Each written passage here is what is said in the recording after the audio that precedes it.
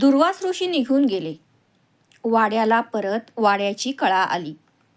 धात्रीनं सुटकेचा निश्वास टाकला. बाबांच्या छातीवरचं दडपण दूर झालं. दुर्वासांनी मला जाताना अभिचारासह तो देवहूती मंत्र दिला आहे हे कुणालाच माहीत नव्हतं. वाड्यावरचे सेवक दुर्वास ऋषींना विसरून सुद्धा गेले. दुर्वास म्हणजे भोजपुराच्या राजवाड्यावर क्षणभर उठलेलं एक वादळ ठरलं. पण त्यांचे ते शब्द माझ्या कानात नेहमी घुमत. तू वीरांची जननी होशील. माझं मन त्या शब्दांनी लाजून चूर होईल. कधी कधी मी दिवसभर एकही शब्द बोलत नसे. मंत्राचे ते शब्द माझ्या कानात स्पष्टपणे ऐकू येऊ लागले. ते म्हणावे असं सारखं वाटे, पण मोठ्या संयमानं मी ते आवरी. एखाद्या गोमाशीनं कुत्र्याचा अविरत पाठलाग करावा तसे ते माझ्या मनाचा पाठलाग करीत. माझ्या मनाच्या आतल्या या संघर्षामुळं बाहेरच्या दैनंदिन व्यवहारात काही वेळा फार मजेदार चुका होत. दासदासींना मी एकदम अहो जाओ म्हणून बोलवी. सर्वजण माझ्याकडे आश्चर्यानं पाहात. लागलीच मी स्वतःला आवरीत असे. असे दिवसांमागून दिवस गेले. नगरावर वसंत ऋतूची कृपादृष्टी वळली. निरनिराळ्या रंगीबेरंगी फुलांनी भोजपुराचा आसमंत नटून गेला. सर्वत्र संमिश्र सुगंध दरवळू लागला. वसंत वसंत म्हणजे वर्षा ऋतूच्या शेवटच्या इंद्रधनुष्याचं पृथ्वीवर पडलेलं प्रतिबिंब. वसंत म्हणजे निरनिराळ्या पक्ष्यांच्या रूपानं सप्तस्वरांचे पावे घेऊन पृथ्वीवर अवतरलेले आकाशातील सप्तर्षी. वसंत म्हणजे नुकत्याच खोडकर वर्षा ऋतूनं आपल्या सरींच्या असंख्य बोटांनी गुदगुल्या केल्यामुळं पृथ्वीरूपी बालकाच्या गालावर पडलेली गोड खळी. तारुण्यात पदार्पण करणाऱ्या मनाला अशा वसंताचं नेहमीच आकर्षण असतं. मी नेहमी वाड्याच्या सौधावर उभी राहून विविध फुलांनी डवरलेलं आजूबाजूचं निसर्ग सौंदर्य पाहत असे. अशीच एकदा पहाटे मी सौधावर उभी होते. तो दिवस रविवारचा होता. मंद मंद वायुलहरी अश्वनदीचं झुळूझुळू संगीत मला ऐकवीत होत्या. सगळं नगर हळूहळू जागं होत होतं. गायीच्या गळ्यांतले घंटानाद ऐकू येत होते. पक्ष्यांचा किलबिलाट चालला होता. इतक्यात पूर्व दिशा उजळू लागली. सूर्यदेव पूर्व क्षितिजावर हळूहळू वर येऊ लागले. त्यांच्या स्पर्शानं प्रत्येक वस्तूत चैतन्य भरलं जाऊ लागलं. माझ्या अंगातून एक गोड शिरशिरी चमकून गेली. आस्ते आस्ते ते तेज पूर्णाकार घेऊन पूर्वेकडं उभं राहिलं. किती तेजस्वी दिसत होतं ते. त्या तेजाचे असंख्य कण पृथ्वीचा कण कण उजळीत होते. माझ्या मनात एक विचित्र विचार आला. आपणही या धरतीसारखे विशाल असतो तर या तेजाच्या सर्व कणांनी आपल्या सर्वांगालाही स्पर्श केला असता. उकळणारं पाणी वर खाली गोल फिरतं तसं मंत्रांचे शब्द माझ्या मनात गोल फिरू लागले. माझं सगळं शरीरच त्या मंत्रांच्या शब्दांनी मंत्रमय झालं आहे असं वाटू लागलं. कुतूहलाचं वासरू संयमाच्या कंठबंधाला हिसके देऊ लागलं. या मंत्रापासून काय होणार आहे? त्या सूर्यदेवांचं मी आता चिंतन केलं तर ते इथं येतील काय? कसं शक्य आहे ते? बघूया तरी या मंत्रात काय सामर्थ्य आहे ते. दुर्वास ऋषी साधना साधना म्हणत तिचं सामर्थ्य तरी पाहूया. मी डोळे मिटले. क्षणभर त्या तेजस्वी शक्तीचं स्मरण केलं. हात जोडून मी भराभर मंत्रोच्चार करू लागले. ओम हिरण्मयेन पात्रेन. त्या एका एका शब्दांबरोबर माझं शरीर हलकं होत होतं. मनाची जाणीव नाहीशी होत चालली. मंत्रांचे शब्द एकापेक्षा एक असे वरचढ आवाजात माझ्याकडून म्हटले जाऊ लागले. शरीराची जाणीव नष्ट होऊ लागली. मन तेही उरलं नाही. सगळ्या वस्तू दिसेनाशा झाल्या. मी कुंती आहे. मी सौधावर उभी आहे. मी मंत्र म्हणते आहे. हे सगळे जाणीवेचे सधन वंध खडाखड निखळून पडले. मी म्हणजे केवळ एक तेजाची ज्योत झाले. त्या ज्योतीला इतर काही दिसत नव्हतं. पूर्वेकडून एक अतिशय तेजस्वी कांतीचा दैदिप्यमान पुरुष येत होता. त्याच्या कानात प्रकाशवलय फेकणारी दिव्य कुंडलं होती. केस सोनेरी वर्णात चमकत होते. डोळ्यांतून तेजस्वी प्रकाश लहरी बाहेर पडत होत्या. मुद्रेभोवती तेजाची आभा पसरली होती. अंधाराचं राज्य आपल्या ऐटदार चालीनं जाळीत तो सौधाकडं येऊ लागला. दशदिशांना असह्य किरण शलाका उघळीत माझ्या शरीररूपी ज्योतीला त्या दैदिप्यमान पुरुषानं स्पर्श केला. ज्योत थरथरली. विरोधासाठी मान हलवून ती डोलली. दोघांचा अबोल अशा शब्दात एक संवाद झाला. पण ज्योतीचं काहीच चाललं नाही. तो आकाश पुरुष ज्योतीला भेदून पलीकडं गेला. एका महान तेजाचं संक्रमण झालं. माझ्या शरीरातील कण न कण सणसणीत तापला होता. मी हळूहळू अस्तित्वाच्या जगात येत होते.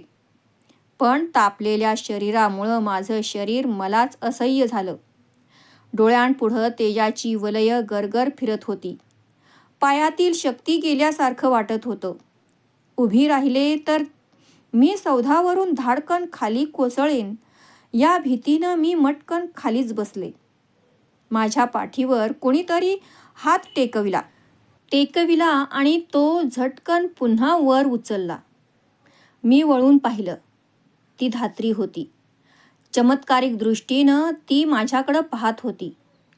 डोळे विस्फारून ती म्हणाली, राजकुमारी, किती ज्वर भरला आहे तुमच्या अंगात.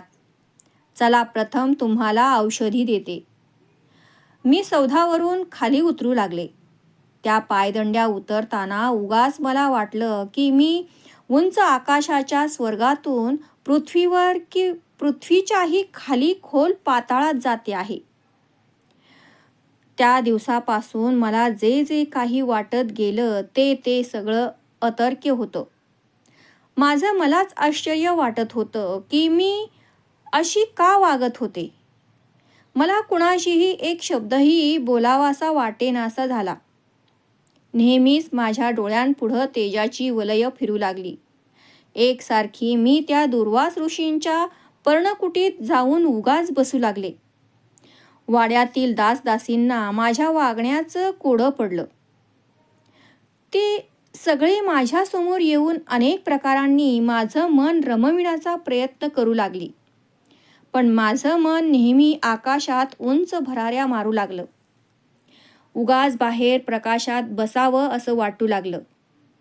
नेहमीच मी सौधावर उभी राहून सूर्यदेवाकडं पाहू लागले. ते डोक्यावरून मागं येत.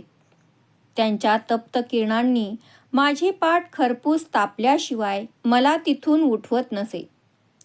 रोज 3-3 घटका हा कार्यक्रम सुरू झाला. रात्री मी माझ्या महालातून आकाशात पाही. आकाशात असंख्य तारका लुकलुकत असत.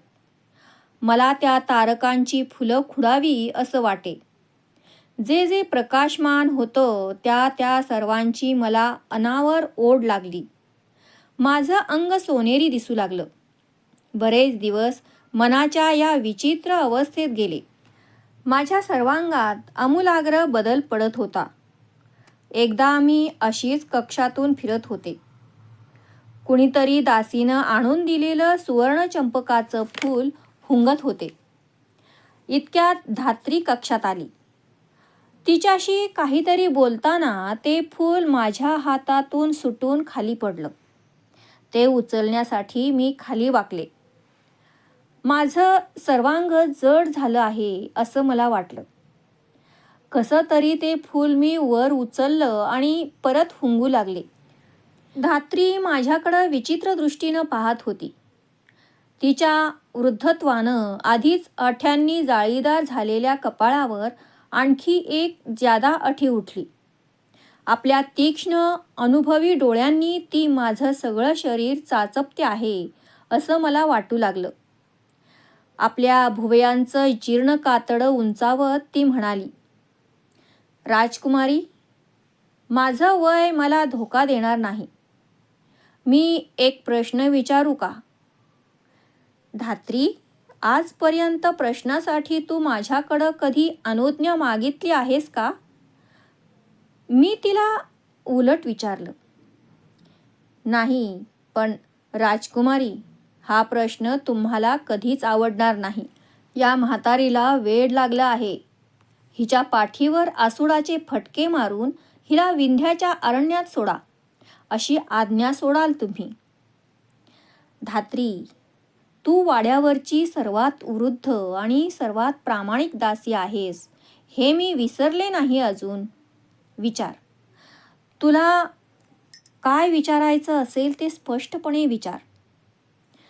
परत एकदा तिची वृद्ध दृष्टी माझ्या सर्वांगावरून फिरली.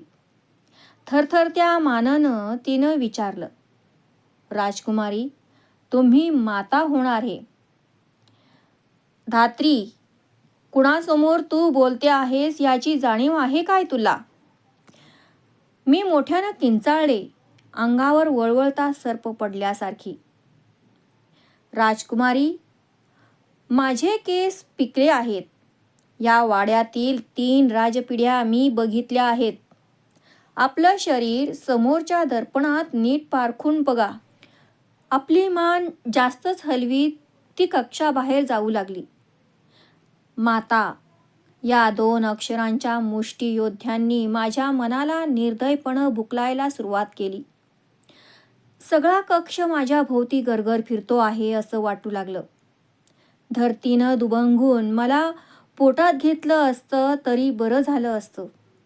माझं मन त्या भुयारातल्या पाकोळीसारखं देहाच्या भित्तीवर थडाथड आपटू लागलं. असहाय्यपणं. मी माता होणार होते. कौमार्यावस्थेत माता. मातृत्व हा स्त्रीला मिळणारा सर्वात श्रेष्ठ वर आहे. पण मला मिळणारा हा वर शापासारखा नव्हता काय? दुर्वास ऋषींचे ते उद्गार माझ्या कानात घुमू लागले. तू वीरांची जननी होशील. त्यांच्या मंत्रांचे त्रुटक शब्द कानात निनादू लागले. ओम हिरण्मयेन पात्रेन. क्षणात माझ्या मनाच्या घुमटात बाबांचे ते शब्द घुमू लागले. वीरांनी विजयाच्या धुंदीत जगावं आणि वीर कन्यांनी शीलासाठी मरावं. शील, स्त्रियांचं अमोल लेणं. शील म्हणजे आर्य स्त्रीचा श्वासोच्छवास. मध्येच उद्यानातलं ते चंडोल पक्षाचं पिल्लू आपली चोच वासून ओरडू लागलं. चिर्र चिर्र. क्षणात मथुरेतून आणून मला इथं सोडून जाताना तातांनी काढलेल्या उद्गाराचे पडसाद शतगुणित होऊन माझ्या डोळ्यांपुढं फेर धरू लागलं. तू एका क्षत्रिय राजाची मुलगी आहेस हे विसरू नकोस. क्षत्रिय कन्या. शील. शब्दांचा मुसळधार पाऊस पडू लागला. स्वरांचे नाच सुरू झाले. शील, क्षत्रिय कन्या. कानांवर हात ठेवून मी डोळे मिटवून मोठ्याने ओरडले, धात्री थांब. ती परतली. माझ्या समोर ती उभी राहताच मी तिला डोळे मिटून सांगितलं, धात्री, मी राजकुमारी कुंती तुला सांगते आहे. जगातलं सगळ्यात दाहक विष जे असेल ते संध्याकाळच्या आत माझ्या हातात पडलं पाहिजे. माझ्यासाठी अन्य दुसरा कोणताही सुरक्षित मार्ग नव्हता. राजकुमारी. तिचा आवाज विणेच्या तुटलेल्या तारेसारखा थरथरला. जा. ही राजकुमारीची आज्ञा आहे, मी कठोरपणे म्हणाले. पण धात्री दासींनी आज्ञा पाळायची असते, उपदेश करायचा नसतो. जा. खाली मान घालून ती कक्षाबाहेर निघून गेली.